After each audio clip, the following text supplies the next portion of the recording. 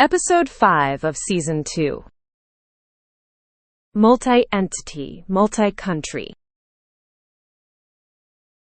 When one company isn't really one company.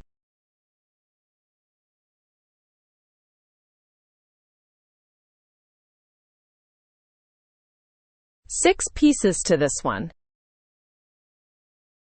One group made of many legal entities. The chart of accounts times many. 3 currency layers: tax regimes, localizations, and intercompany. And the consolidation that pulls it all back into one group picture.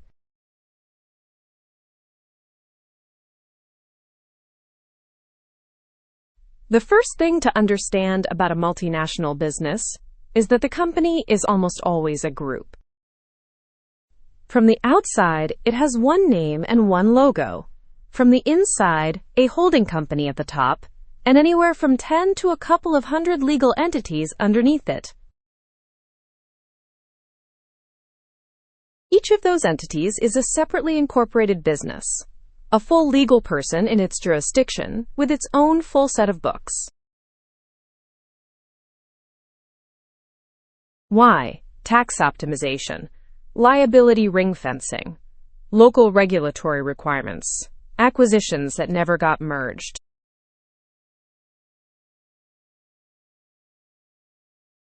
So when someone says the company, they mean one entity within a group. The ERP has to track every entity and roll them up.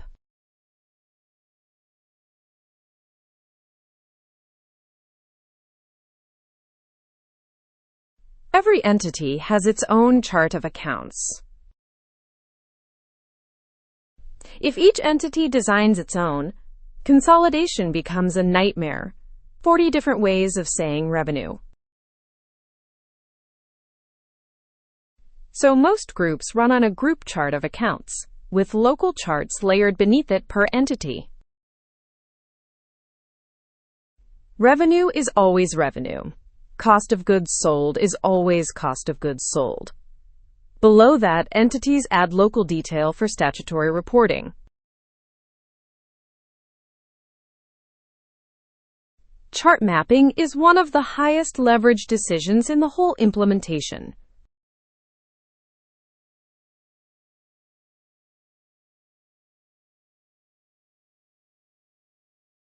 The moment you have entities in different countries, you have the currency problem. Every transaction in an ERP carries 3 currency representations at once. The transaction currency is whatever the business event was in. A U.S. entity buying from Japan. The transaction currency is yen.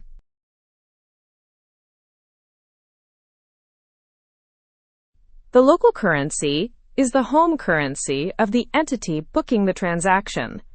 The U.S. entity closes its books in USD. The group currency is the parent's reporting currency. At consolidation, every entity's balances get translated into it.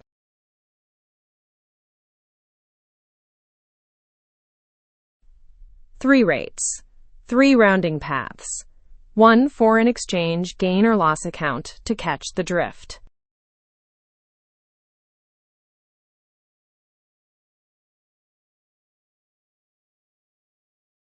Then there's tax. Every country runs a different machine.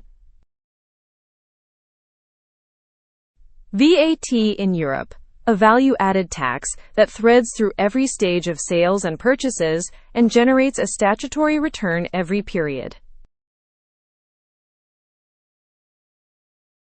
Sales tax in the United States, tens of thousands of jurisdictions, each with its own rate. Most U.S. implementations bolt in a specialist tax engine. GST in India, with a mandatory government e-invoicing portal that every B2B invoice above a threshold has to pass through.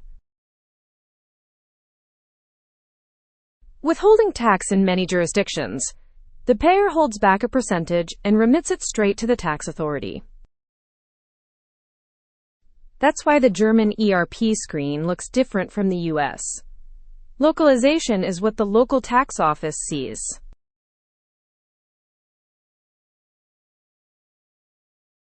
Every ERP vendor ships localizations, country-specific packs of configuration, reports, and sometimes screens. The same invoice in 3 countries looks genuinely different on paper. In the US, it shows sales tax broken out by state. In Germany, it shows VAT and the VAT number. In India, it shows a government-signed invoice reference number.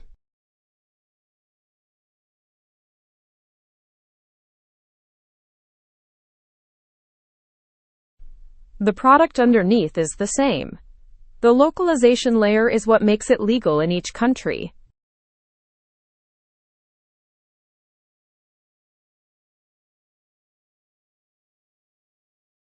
Here's the thing that makes every ERP accountant wince. When 2 entities inside the same group transact with each other, the US sub buys from the German sub. Each entity books it as a normal sale or purchase. But at the group level, no real economic activity happened. Cash hasn't left the consolidated perimeter. So every intercompany transaction has to be eliminated at consolidation. The ERP flags the counterparty as internal. In theory, the revenue from one side cancels the expense from the other. In practice, the 2 sides often disagree on amount, timing, or currency. Intercompany reconciliation is where every month-end close goes to die.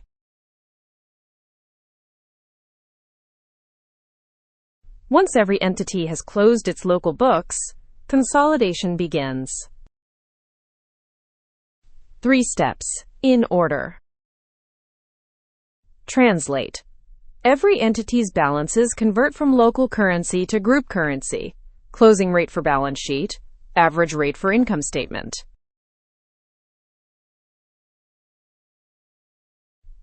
Aggregate.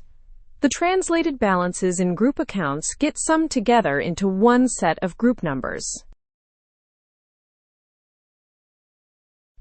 Eliminate. Intercompany transactions get netted out. The parent's investment in each sub cancels against the sub's equity. Outcomes: 1 P&L, 1 balance sheet, 1 cash flow statement for the whole group.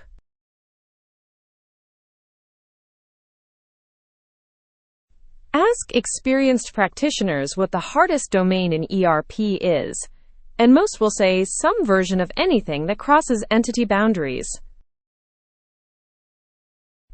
Enormous data volumes, an unforgiving quarterly calendar, real regulatory stakes, non-local business logic.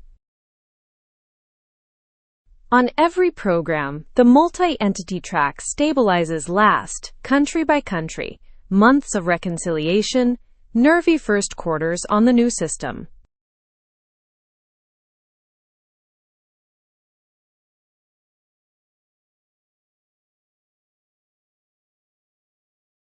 It's tempting to treat multi-entity as an edge case, something that only matters for big global groups.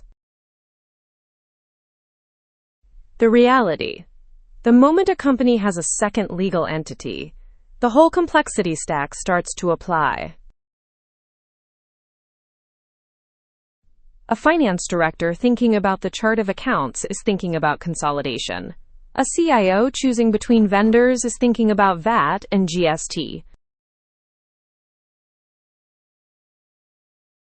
The multi-entity lens is what makes ERP decisions look strategic.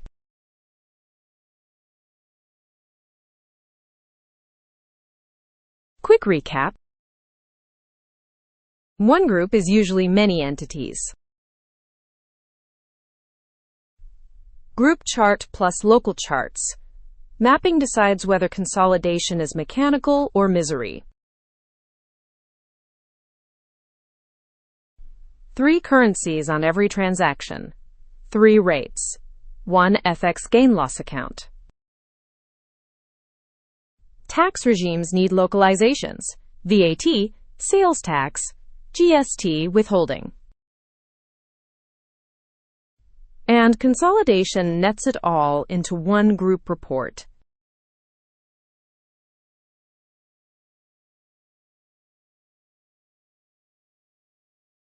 That's Episode 5 of Season 2.